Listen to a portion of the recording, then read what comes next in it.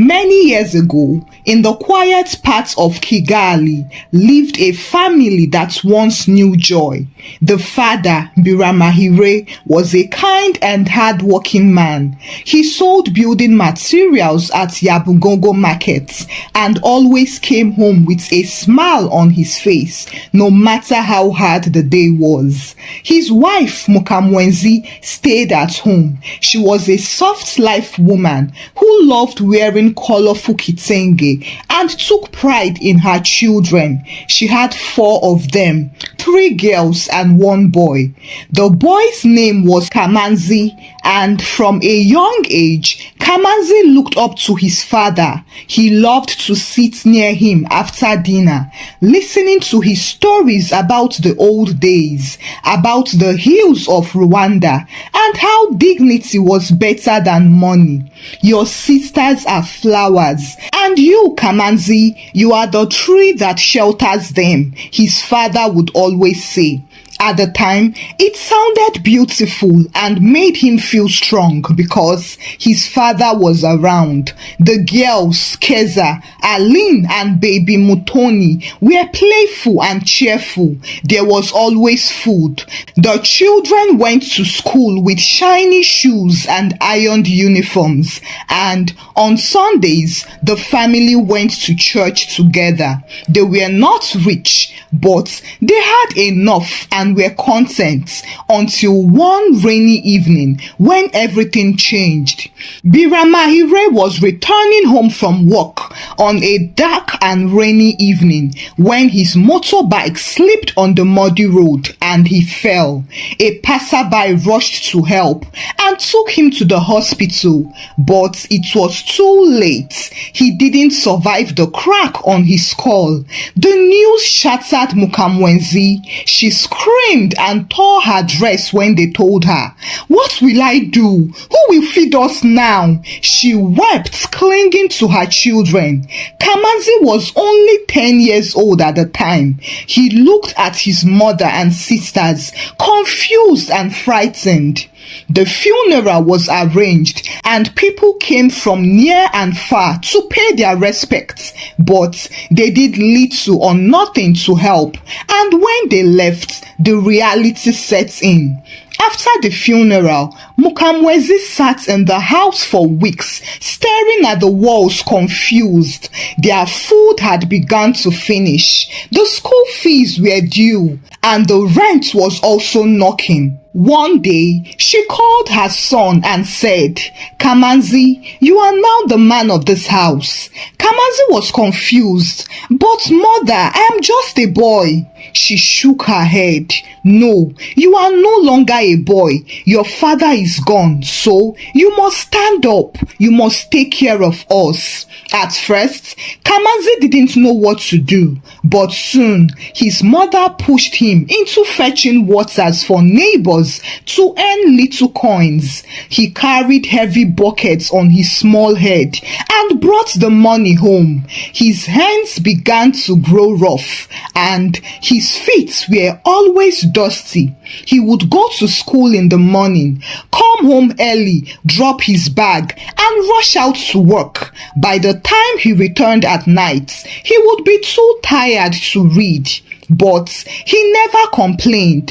He continued this way, and then when he turned 13, his mother told him, we can't afford your school again. Your sister Keza needs to go to secondary school, so you have to stop for now. Kamanzi didn't argue. He nodded. It is okay, mother. From that day, he worked full time. He took on all sorts of menial jobs like washing of cars, carrying cement at building sites, and helping vendors at the markets. People began to know him as the little boy who never rests. He would come home with all the money he made, place it on the table, and his mother would take take it without even saying thank you. Make sure you bring more money tomorrow. Your sister's school fees are due. Sometimes he would even go to sleep with an empty stomach because there wasn't enough food left for him after serving the girls. Still, Kamanzi never complained. He believed that one day things would be better. At 15 years old, his back began to ache from carrying bricks and he had started to have waist pain. But still, he said nothing. After all, he was the man of the house. One evening, as he massaged his shoulders after a long day at a building site, his younger sister Keza came out wearing a beautiful new dress. "Kamanzi, how do I look?" she asked as she spun around for him. Kamanzi smiled. "You look nice." "Thank you," she said. "Mother said you worked really hard this week, so she bought this as a gift for me. I will wear it to school tomorrow." Kamanzi nodded, but his heart broke a little. His sisters never worked at all. His mother indulged them to his detriment. She gave them all they wanted, cooked for them, cleaned after them, and told them to only focus on school. Her favorite words were, "My girls would stay soft so that good rich men will marry them in the future." But as for Kamanzi, he was the cow that must keep milking. At 18 years old, his hands were already like those of an old man. Whenever he looked in the mirror, he didn't recognize himself. The dreams he once had as a child, to be a teacher, a footballer, or maybe even a businessman, were gone, because now all he knew was work. One night, he asked his mother, "Mother, can I start saving some money for myself? I want to go back to school someday, or maybe even open a small shop." Mukamwezi turned to him sharply. "What rubbish are you saying? Save which money? Money that is not even enough for us. Do you want your sisters to drop out of school? Is that what you want?" "No, mother, but..." "Then don't be selfish. Real men take care of their family without complaining," she shouted and stormed off. From that night, Kamanzi accepted his fate and never brought up saving again. At 20 years old, Kamanzi had no life, no joy, no friends, and sadly, no future. All he knew were just work and sacrifice. His sisters still asked him to buy new clothes for them, while his mother still waited at the door every evening with her hand stretched out saying, "Where is the money?" One day, when he tried to keep a small change for himself, Mukamwezi found it in his pocket. She shouted and slapped him. "So you are now hiding money from us? After all we have done for you?" Kamanzi's heart broke. He walked out of the house and sat outside. He cried his heart out and wondered, "Is this what my life will always be? When will all this end?" By the time Kamanzi turned 21 years old, people in the neighborhood started calling him Umugabo, the little man, not because he was small, but because he had taken on the burdens of a full-grown man before his time. Every day was the same for him. He would wake up before sunrise, carry water, move sand, push wheelbarrows, lift bags of cement. He would even cook for his sisters when his mother was tired, fix anything broken at home, and then go back out to find more work. On Sundays, when other young men dressed well to attend church or go out with friends, Kamanzi wore the same faded shirt and rested on the steps outside the house, too tired to move. One afternoon, as he carried bags of stones for a builder in Kabeza, a man from a nearby kiosk walked up to him. "Kamanzi, do you ever rest?" Kamanzi dropped the last bag and wiped his forehead. "There is no time for rest, oh, my family must eat." The man shook his head pitifully. "But you are not their donkey, you are a human being too." Kamanzi smiled sadly. "No, it's nothing. I derive joy in doing these things." But as he went back home that evening, the words stayed in his mind. "You are not their donkey." But was he not? What else had he become if not a beast of burden? Years later, when Mutoni, the youngest sister, gained admission into the university, Mukamwezi called a meeting in the house and said proudly, "This calls for celebration. Soon, all my girls will be graduates." The girls smiled happily while Kamanzi sat quietly watching them. Later that night, he approached his mother. "Mother, I don't think I can pay for Mutoni's fees too. The money I make is not even enough for Keza and Aline's fees."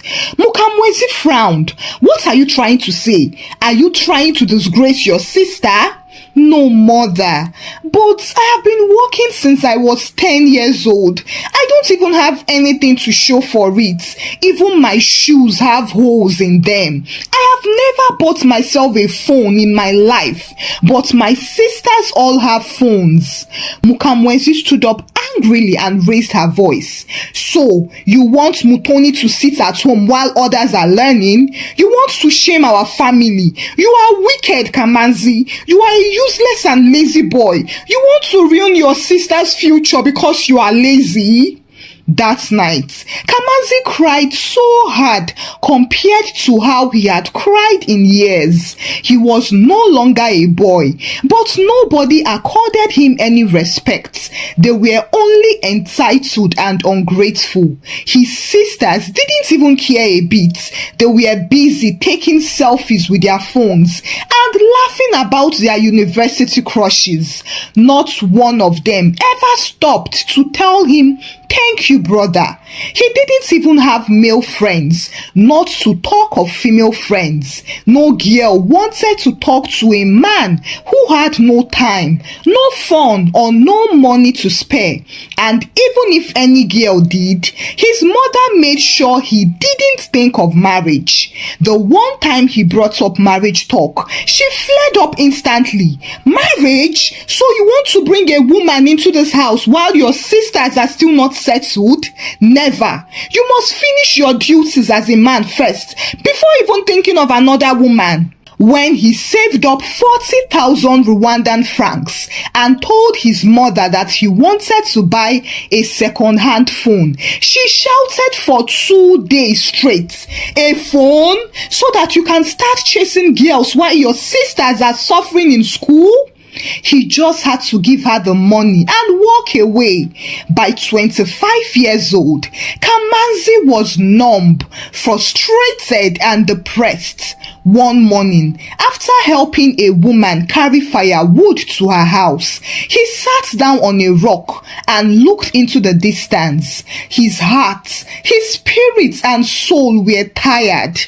"Maybe if I just disappear, all this will end," he thought to himself. That afternoon, he was supposed to go to a construction site for more work, but instead, he wandered away, walking without direction. He walked past roads he didn't even know until he reached a quiet, lonely path near Mount Kigali. There, he sat on the ground and broke into deep, painful tears. He wept for all the years he had lost, for all the birthdays he never celebrated, for all the dreams he had buried, and for the boy he used to be. He cried for hours without without stopping, and the only thing ringing in his heart was, "End it." Kamanzi was still crying when he heard the sound of a car engine slowing down beside him. A white car stopped and two young men came out. They were both well dressed and looked just a few years older than him. "Bro," one of them called out, "are you okay?" Kamanzi quickly wiped his face and answered, "I am fine." "No, you are not," said the second man. "We saw you crying from the main road." Kamanzi looked away embarrassed. The first man went up to him and pulled him up. "Come, get into the car. You can't stay here like this." Kamanzi hesitated, but something in him made him obey. After all, he wanted to end his life, so he didn't care if they killed him or not. They took him to a nearby hotel, bought him food and water, and sat down with him in a quiet room. When he was calm, they asked him, "Now, tell us what is going on." It took time, but Kamanzi finally opened up. He told them everything, from the day his father died, to how he had been carrying the family alone, to how his mother insulted him, and how his sisters treated him like an ATM. "I have no life. I feel like dying. Maybe by then they will realize I'm human. Maybe everything will be better by then." The men were silent. Then suddenly, the first man burst into laughter. He shook his head mockingly.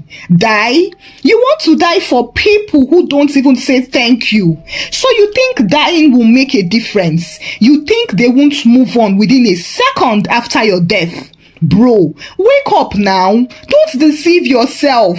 Even if you want to kill yourself, let it be because you feel like, not because of some entitled family members."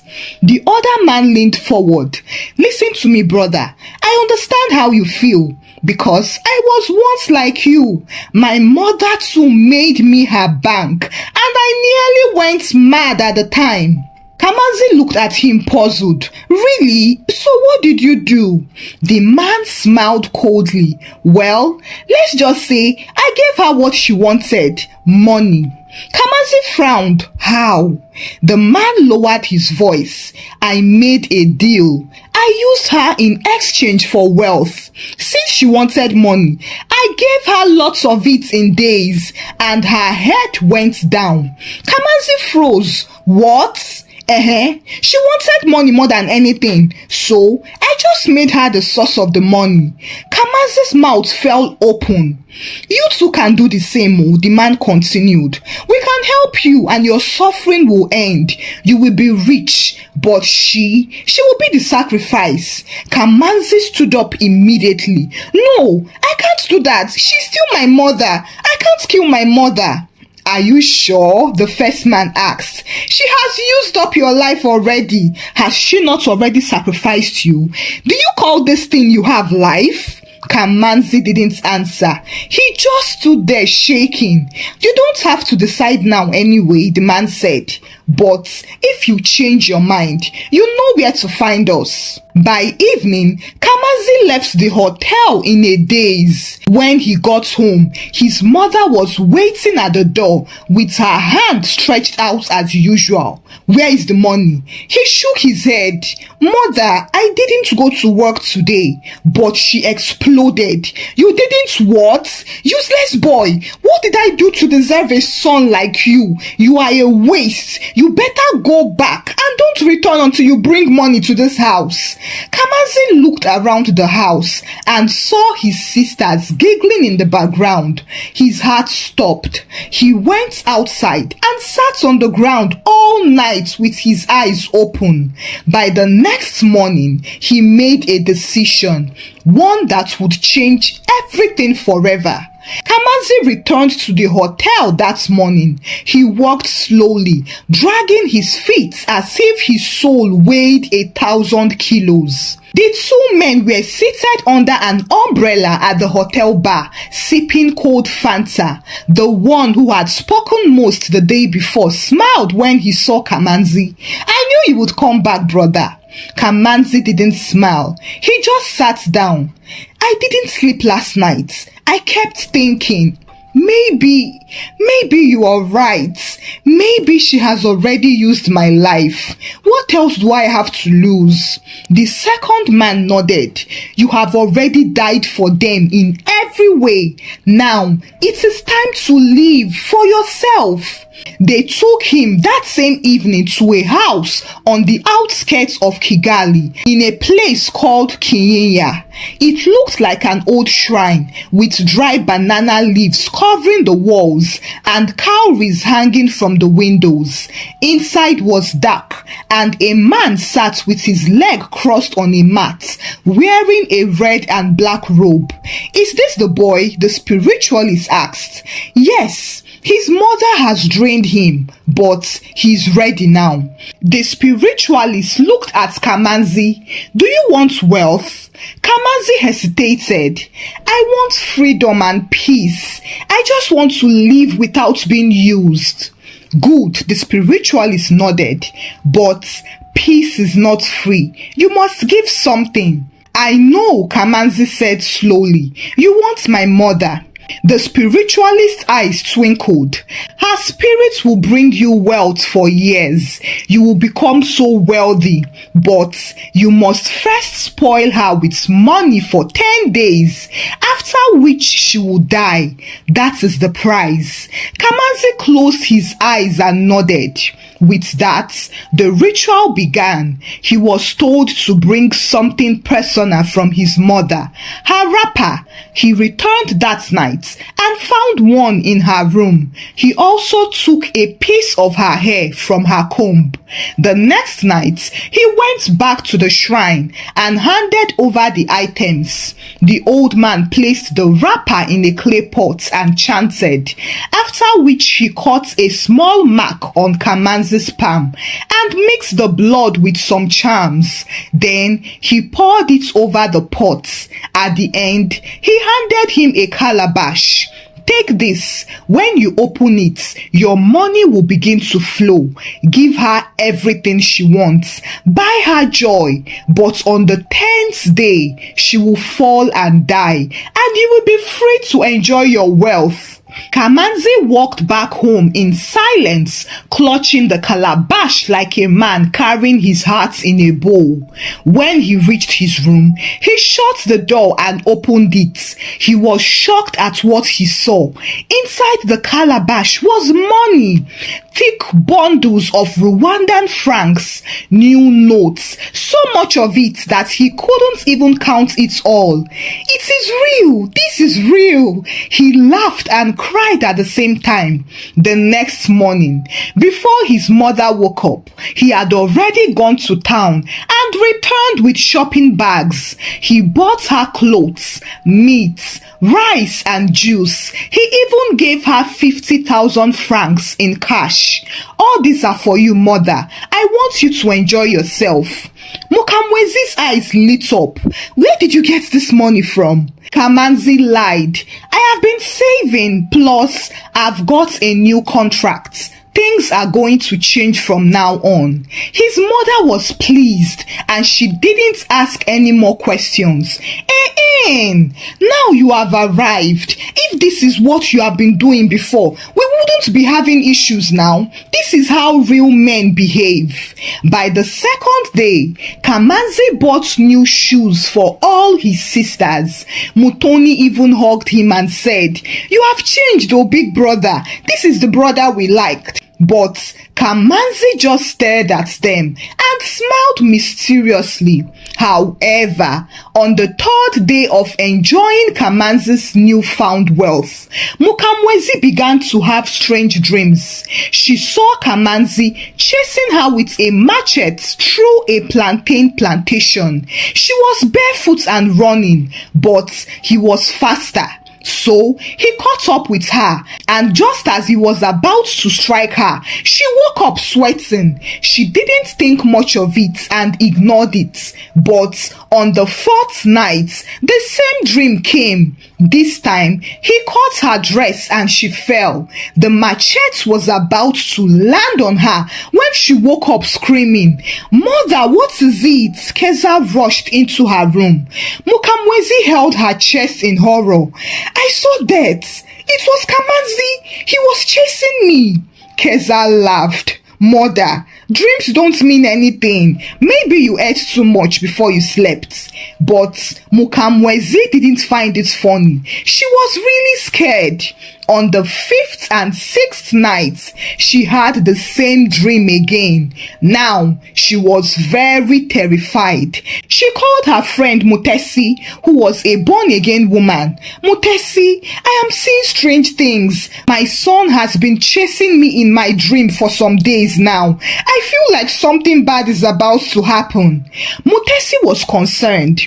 "This is serious. Dreams are warnings. Mukamwezi, you need to pray. Can you come with me to my pastor?" That afternoon, they went to Pastor Kayitare. After listening to Mukamwezi, he led them in a short prayer, and when he opened his eyes, he shook his head sadly. There is a shadow of death over your head, woman. Someone close to you has done something dangerous." Mukamwezi was frightened. "What? Pastor, who could that be?" The pastor looked straight at her. "Go home and ask your son. He knows more than you do. If you don't act fast, you will die." Mukamwezi couldn't believe her ears. She rushed home like a mad woman. She arrived and found Kamanzi sitting in the living room, counting another bundle of money. But for the first time, she ignored the money. Her life was more important than any money at the moment. "My son, please, what have you done to me?" Kamanzi looked up confused. "What are you talking about? Please don't lie. I went to a pastor. He said death is coming my way, and he said it is you. Kamanzi, please tell me the truth. Have you done something to me?" Kamanzi denied everything, but his mother wouldn't give up. "Please, my son, I don't want to die. Please, tell me what you have done." He stared at her for a moment. Then he stood up and laughed bitterly. "Oh, so you don't want to die? Don't you want money again? Are you not okay with the one I gave you this morning? If you want more, I can still give you." Oh, Mukamwezi was confused. "What are you talking about, Kamanzi?" Kamanzi laughed even more darkly. "You will soon understand, though. You will soon understand what it means to steal someone's life. Since I was 10, I have carried this house like a donkey. You never asked me if I was tired. I was frustrated, pressured, and depressed. But all you cared about was money, money, money. You even slapped me for keeping a tiny fragment of my own money. You compared me to rich men, but you never gave me a chance to become one. Now you have the money, but guess what? You are the prize. Your head will go with that money. Don't disturb me, oh. Just enjoy the money while you can." He looked at his wristwatch and then smiled. "Well, you have less than 3 days to live, so eat as much money while you can," he said and walked away. Mukamwezi collapsed to the ground crying. No, please, don't do this. I didn't mean to." She ran back to Pastor Kayitare, sweating profusely. "Pastor, please help me. He confessed, oh. He said he did something to me. I will die. Pastor, please help me." The pastor shook his head. "What your son has done is very heavy, and it worked because your actions wounded his spirit. Only he can set you free. What do I do now, Pastor?" "Go and beg him. Bring him here. If he repents and destroys the ritual, you will leave. But time is running out. Do what you have to do fast." That evening, Mukamwezi sat by the door waiting. When Kamanzi came home, she knelt down in front of him. "My son, please, I am sorry. I was a foolish mother. I didn't see your pain. Forgive me. Please, undo what you have done. Let us go to the pastor together." But Kamanzi jumped over her and entered the house. The next day, she called his sisters and together they knelt before him. "Please, brother, we didn't know you were suffering like this. We didn't mean to hurt you. We love you," Keza added. "Please forgive mother." But Kamanzi looked at them all and smiled. "We now have money, so eat the money." Time was running out, and Mukamwezi could see that her son was out to kill her. So she ran back to Pastor Kayitare. "Today is the 10th day, Pastor. Please, I don't want to die. I have begged and begged, but he refused to forgive me. Please come with me. Help me beg him." The pastor took a long breath and stood from his chair. "It's okay. Let us go. May God touch his heart." Luckily for them, they found Kamanzi outside the house, just about to leave.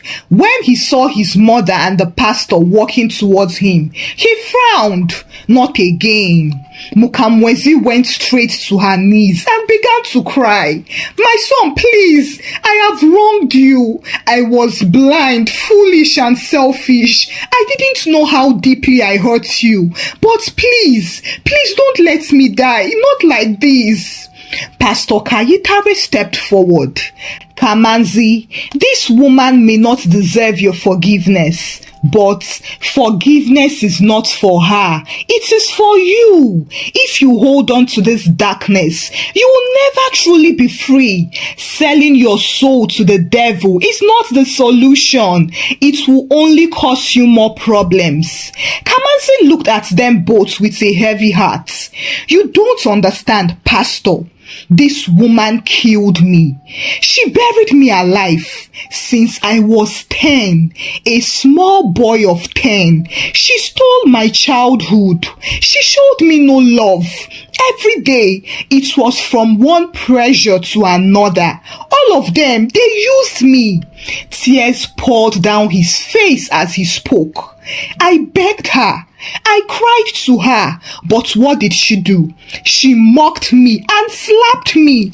I wanted to die, Pastor. I nearly killed myself many times. So don't ask me to save her now, because you don't know half of what I went through." The pastor's eyes softened. "You are right, son. She failed you as a mother. She turned you into a beast of burden, and your sentiment towards her is justified. But the pain in your heart won't go away through revenge. It will only grow deeper." Kamanzi turned his face away. "Don't do it for her," the pastor continued. "Do it for your soul, for Christ. Do it so that you can finally have peace." Kamanzi fell to his knees. His whole body shook as he let out a soul-wrenching sob. "She ruined my life." The pastor knelt beside him and held him. "She did, but you can choose a different ending. You can walk away from this dark road. You don't have to be the villain in your own story." For minutes, the three of them stayed in silence. The mother was weeping, the son was sobbing, and the pastor was praying quietly. Finally, Kamanzi went inside his room and brought out the calabash. "This is it. This is where the cross lies." He held it up and smashed it on the ground. It shattered into pieces, and a sudden gust of wind rushed past them. Mukamwezi screamed and fell back. Pastor Kayitare stood and began to pray harder. "In the name of Jesus, we break every covenant with death. We cancel every dark ritual. We restore this family in light and truth. Kamanzi shouted, I renounce it. I renounce the devil's wealth. I choose peace. I choose life. I choose Jesus Christ. And then suddenly, the wind died down and the atmosphere changed. Mukamwezi lay on the ground, crying loudly. I am so sorry, my son. I didn't see it. I was blind. Kamanzi helped her up gently and quietly. I forgive you. I release any grudge against you. But I can't stay in this house again. The next morning, Kamanzi packed his few clothes into a traveling bag, ready to leave. His sisters were waiting in the sitting room. Brother, are you really leaving us? Kamanzi looked at them. I have to. I have given everything to you people. I don't even know who I am anymore. I need time to discover myself and learn how to live again. Aline stepped forward. We didn't know how much pain you were in. We are sorry. I know, he said gently, but I am not angry anymore. I just can't keep carrying everyone. I want to be a person again, not a tool. He hugged them briefly. When he got to Mutoni, the youngest, he held her hand a little longer. Don't let mother stop you from working hard. Be an independent woman. Marriage is not a rescue mission. She nodded and hugged him tightly. Then Mukamwezi came out of her room wearing a headscarf. She looked weak and ashamed. My son, I have forgiven you, mother, but I need space. I need to live for me now, not for anyone else. He didn't wait for a reply. He turned and walked out of the compound. He had no money and no education. But for the first time since he was 10, he was working as a free man. He would start from scratch. He would wash cars and do any honest job, save little by little, and then maybe one day start his own business, or maybe even go back to school. He would rebuild his life, not for his mother, not for his sisters, but for himself, because now he knew that he was worth more, and from now on he would live like it. Thank you for watching the story. This story teaches a powerful lesson about the dangers of selfish parenting and the invisible burdens many children carry. When parents pressure their children to provide at all costs, they unknowingly push them into bitterness, depression, and sometimes even destruction. Children are not born to be used as tools for survival, because in so doing, a parent may awaken something dark in them. For the umpteenth time, let children be children. So besties, share with me what lessons you learned from the story, and share the story out with your loved ones also. Give the story a thumbs up. Subscribe to this channel if you've not done so by now. Until I bring another story your way. Bye!